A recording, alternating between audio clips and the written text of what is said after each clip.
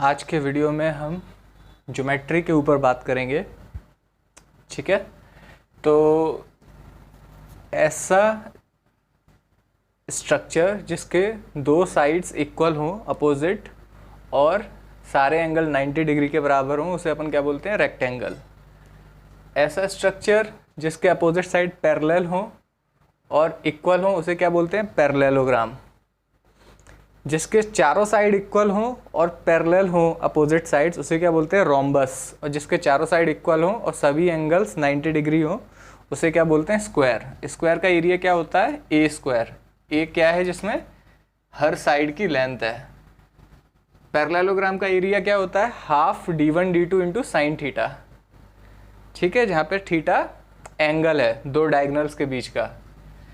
इसका एरिया क्या होता है? Length into breadth. इसका एरिया क्या होता है? हाफ इंटू d1 d2, जहाँ पे d1 d2 डायगोनल्स की लेंथ है, और d1, और क्योंकि रोम्बस के बीच का एंगल, दो डायगोनल्स के बीच का एंगल 90 डिग्री होता है, इसीलिए यहाँ पे साइन 90 डिग्री 1 हो जाता है।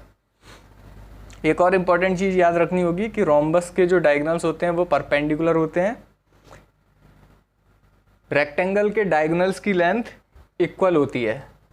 ठीक है, और स्क्वायर के डायगोनल्स की लेंथ इक्वल भी होती है और वो परपेंडिकुलर भी होते हैं।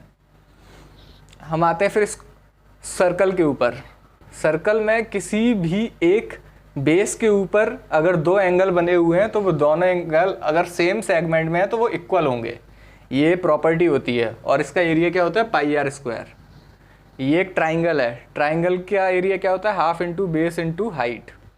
मीडियंस जहाँ पे मिलते हैं, तीनों मीडियंस, उसे क्या बोलते हैं? सेंट्रॉइड। जहाँ पे एल्टीट्यूड्स मिलते हैं उसे क्या बोलते हैं? ऑर्थोसेंटर। जहाँ पे परपेंडिकुलर बाइसेक्टर मिलते हैं उसे क्या बोलते हैं? सर्कमसेंटर। जहाँ पे एंगल बाइसेक्टर मिलते हैं उसे क्या बोलते हैं? इनसेंटर। ठीक है, अब मान लो एक क्वाड्रिलेटरल एक सर्कल के अंदर बना हुआ है, तो ए और बी का सम हमेशा 180 डिग्री के बराबर होगा। ये एक प्रॉपर्टी होती है।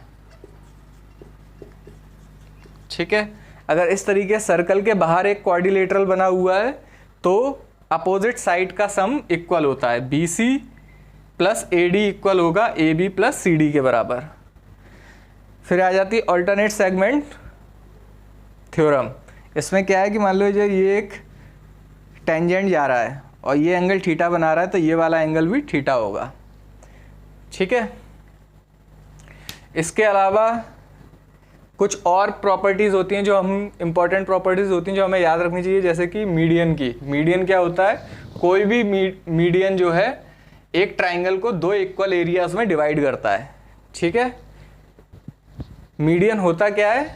मीडियन होता है सामने वाली लाइन को, सामने वाले साइड को जो टू इक्वल पार्ट्स में डिवाइड करे, उस लाइन को अपन मीडियन बोलते हैं। ठीक है,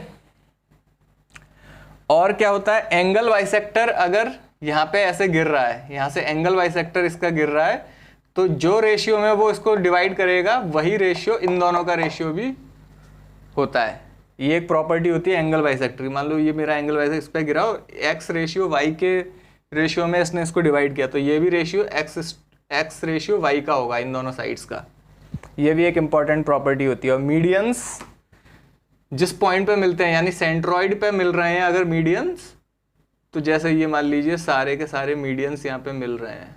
ठीक है, तो ये रेशियो 2:1 का होता है। सेंट्रॉइड वाला ये 2:1 पे इसको हर मीडियन को डिवाइड करता है। ठीक है, और मान लीजिए ये वाला पॉइंट सर्कम सेंटर है, तो क्या होगा? ये वाला एंगल इस वाले एंगल का डबल होता है। ठीक है, और ये वाला पॉइंट मान लो ऑर्थो सेंटर है। अगर ये पॉइंट ऑर्थो सेंटर है तो इसका सम और इसका सम 180 डिग्री होगा। ठीक है, ये कुछ इंपॉर्टेंट प्रॉपर्टीज हैं जो हमें याद रखनी चाहिए ज्योमेट्री में। Thank you.